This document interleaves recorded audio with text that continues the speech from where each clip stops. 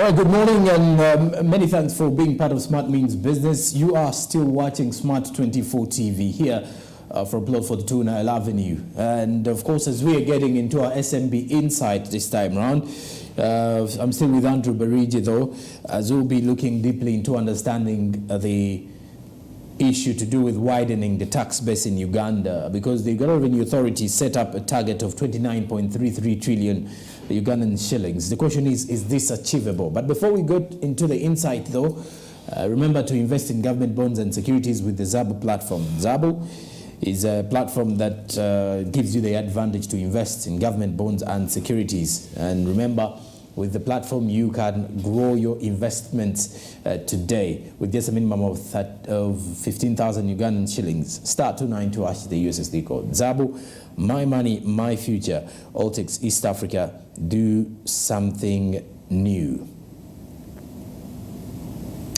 And ZABU says, my money, my future.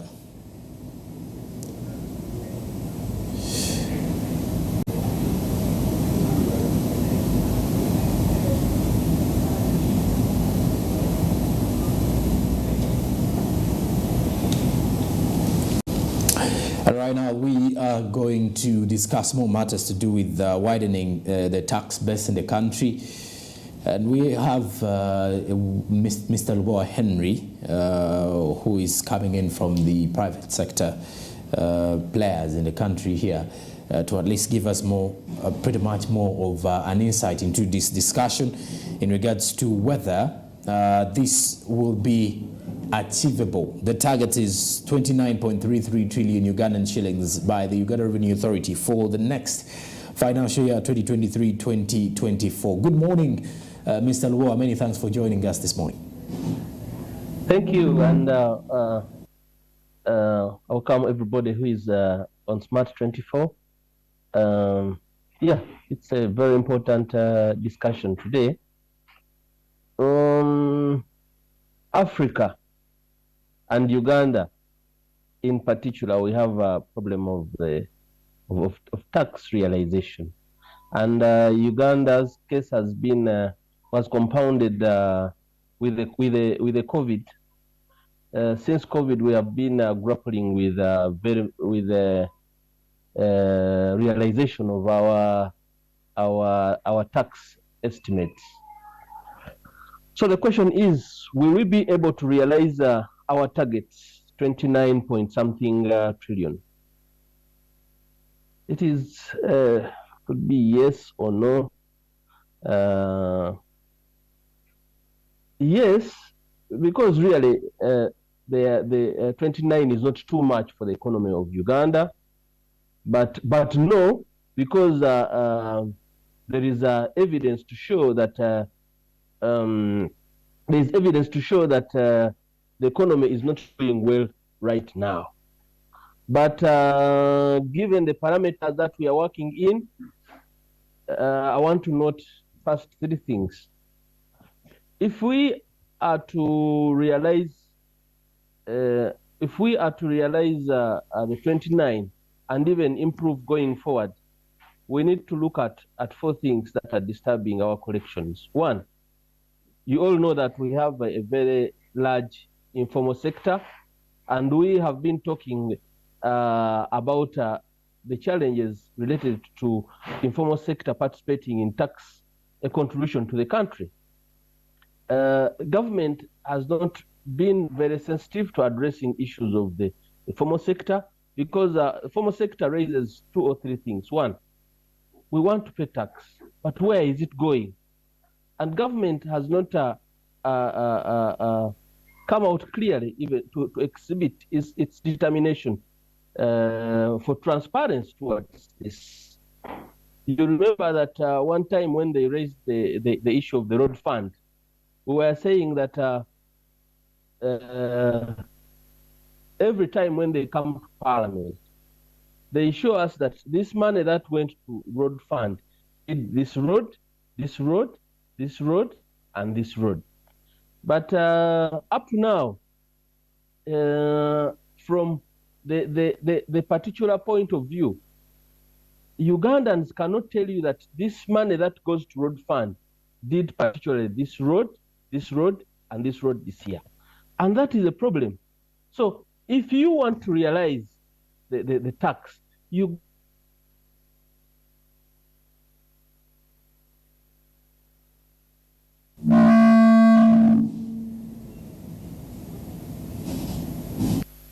in Luwero wants to contribute tax because he knows that when I do this tax, this road of mine particularly will be done such that in next season I will not have problems when rains come. So we need to have transparency on what we do with our taxes. Two, we can collect taxes if government seriously addresses the issue of corruption. My brother, every time somebody wants to pay tax and URA has done everything, has convinced people, and people think that I think I should be contributing something to this country, and then there is a scandal which is glaring, people bought iron sheets, people did this. So these corruption things are hurting our realization of tax contribution. A person in the village who has maize and he earns let's say 100,000 in a season or 300,000 in a season, he wants to contribute to tax in a way he can. He feels not obliged to pay when he sees people who are well-to-do are running away with hefty sums of money. So government must corruption. If we have this 29 trillion, as long as you don't address the issue of corruption, then you are going to start grappling with people. The other one, of course, we are talking about under declarations. Uganda, we are faced with because most of our about between 28 to 30% of our taxes come from taxes on imports. The imports, especially in Uganda, with 3 or 4 things. One, we have under declaration, but two, that some of the big importers are connected with government and they don't pay taxes. Now, but surely, government must ensure that there is equity in paying tax. People who with payment. There is also something here to do with the unnecessary waivers. Some of the civil society players do believe that government should as well eliminate the unnecessary waivers and some of the tax exemptions, because most of these exemptions go to well-connected people or investors that can actually pay these taxes. And yet they find themselves in exemption. They find themselves getting the exemptions. Do you think it should be done in the next financial year as well? I think it should have come yesterday. We need because tax incentives and waivers are okay for the economy. But how do you apply the tax waivers? The tax waivers in Uganda have been a problem. We are losing over 7 trillion in tax exemptions and tax waivers. If we can realize just half of that from the tax waivers and we realize 3 to 4 trillion, then we would be doing well. We would solve a lot of things. For me, mine is that if we need to have tax waivers, let's have a known system of application for tax waivers. And they should apply for everybody everyone and everybody, Ugandan and non-Ugandan, who is eligible. We know that if you are to get a tax waiver, you must have this, and you apply like this, and the body sits and then gives you clearance. But now the way tax waivers are made is not transparent. Somebody comes, he visits the president and president writes, you give this one a tax waiver. When we look at what we realize out of, because tax waivers are supposed to come with benefits. One, we're supposed to see that they create jobs. Two is that we do a reinvestment in the economy expands. But when you go back to see the benefits of the tax waivers, they are negatives, because after very many companies, you know, after their period of tax waivers, they leave the country when they have already taken all the money. They have not plowed back any money into the economy, and the taxpayer continues paying. So yes, I agree that we continue in Africa and in Uganda needing tax incentives and waivers. But the application of tax waivers should come on a clear and transparent basis and should be applicable to Ugandans and non-Ugandans and everybody who is eligible. The other issue I wanted to talk about is we have one of the problems we are having is that we have high tax liabilities. So when somebody defaults, you'll find Point who are telling you they took my container, they did this, they did this. Let me tell you, liabilities. When the other day I saw the IGG, she was when she got people in corruption, she was negotiating them and telling them, now you must pay back. You must pay back all this money, or else you go to prison. Previously, the other regimes were, when you arrest somebody, take him to Luzira and he doesn't pay back. So the incentive to recover the money, the incentives for somebody to say, when I do this, I will lose this money, or I'll do this such that we go up front, is not there in taxes, because the liability is too much. I propose, and I think, and that has been our proposal for a long time, is that the liabilities should be within margins that induce a person to ensure that they pay if there are variations, or if there are defaults. The other one that I need to note is of course government interferences. You find cheats here and there. I think in realization of taxes, let's ensure that one, the tax system, everybody knows what happens, and if it is time for payment of taxes, we don't have cheats. The other day we saw Donald Trump, former president of the United States. They were saying that he made a payment and he did not declare properly, and is in court over such. That is how you need to handle taxes. Lastly on this, just 2 minutes time as we are summing up with our discussion. I was going to ask, do you think this is achievable? But I remember it is achievable because for a matter of fact is that every time Uganda Revenue Authority does set a target for the financial year revenue collections, they hit the target and even record or post a surplus. Now, we have an issue as we are summing up with this discussion. Every time the Uganda Revenue Authority records a surplus, either in the domestic collections or from the international collections. But either way, when you look at that, the question still leaves us in questions that when URA hits its targets, our Treasury still reports that they are having issues with money, especially when financing budget allocations and government projects. You will get to realize the Ministry of Finance will tell you the Treasury is empty. And we all know one of the key funders to the Treasury is the taxman in Nakawa. As we are summing up, how then should we utilize these taxes that are hard to get, because Ugandans at times do not want to pay these taxes, but how best can we utilize them once we've collected the money?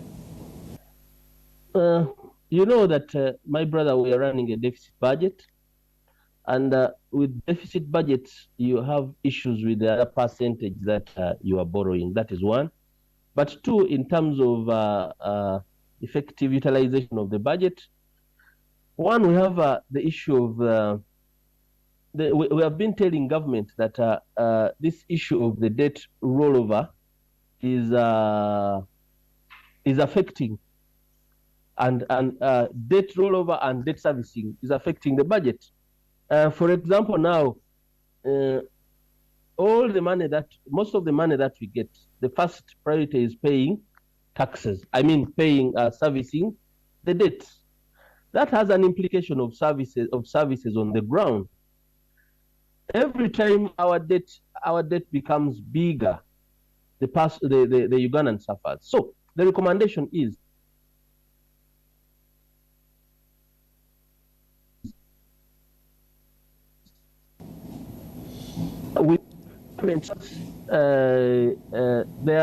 every time people go back to Parliament to ask for supplementaries. Supplementaries are a distortion of planning. When we plan, for example, that we're going to send money to agriculture, and State House comes back after 2 months and asks for a supplementary, and they get the money supposed to come from agriculture and they send it to State House, that is also another impediment.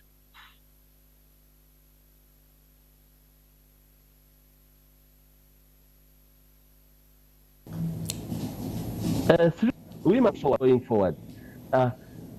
All the time, plan to invest where Ugandans work.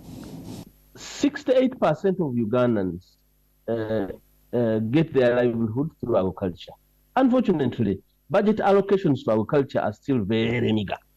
So I think if you have to realize ripbacks, we need to ensure that, for example, good fertilizers are on the market. We need to stamp out fake goods, and that needs government. We need to ensure that agriculture mechanization is to the village levels. Villages need tractors; they're not there. We also need to work on the fuel, because if you have trucks and tractors and the fuels are very expensive, then the village person will not get food.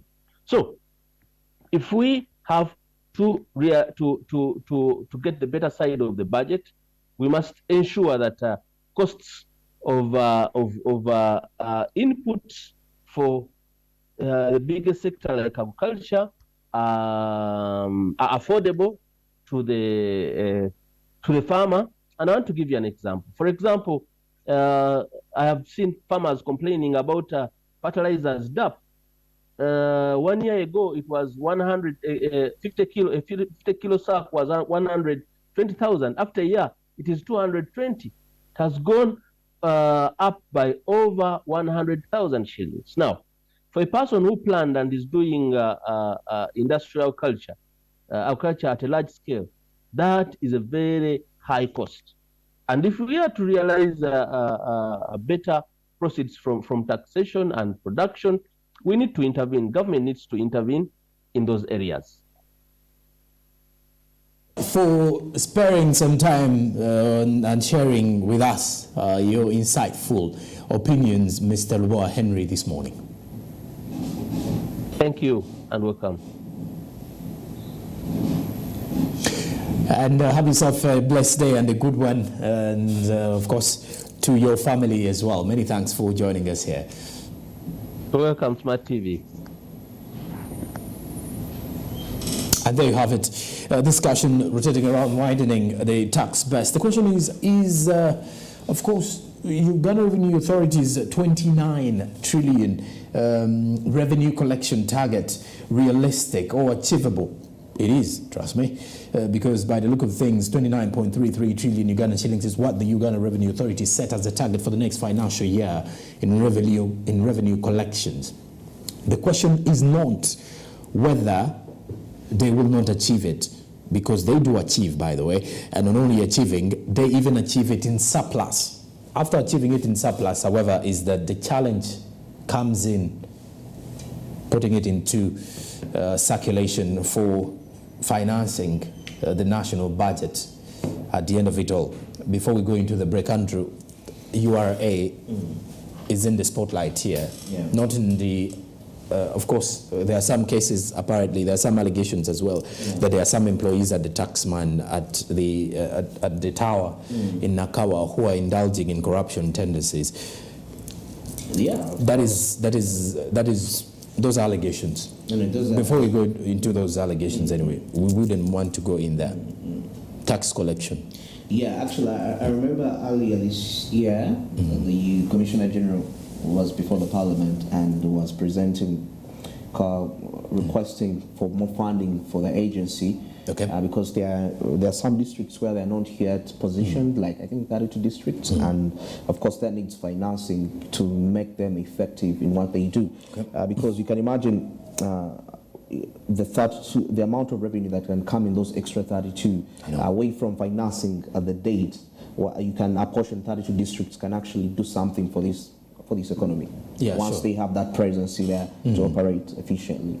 And of course, the Committee of Finance in Parliament assured them support, assured support to the Uganda Revenue Authority in regards to how they intend to run the next financial year, in regards to tax mobilization, tax trainings, and all those things they do across the country. But as we're heading into the break, how about you choose investment besides only paying taxes now? Choose investing in government bonds and securities with Zabo. Zabo is a platform by Altex East Africa, and it does say do something new. Which something new can you do today? Invest in something that is quite profitable for you, and of course for the future of your business growth. The minimum amount of investment is *292, is rather 15,000 Ugandan shillings. The USSD code is *292#. Registration is simple, your national identification number, and you're good to go. Zabo, my money, my future. Altex East Africa, do something new. Markets open at 8:15, close at 3:15 p.m. After the break, we're going to our on-ground insights, and this time round, we'll be rotating around Uganda's tourism ministry policy. Today, starting from today, is something to do with Explore Western Uganda. Of course, the Ministry of Tourism is in cooperation with quite a number of public figures, media, social media influencers, in order to promote the Explore Uganda brand. This time around, it's taking the Western Uganda route. Is this tourism ministry policy worth it? We'll return with more.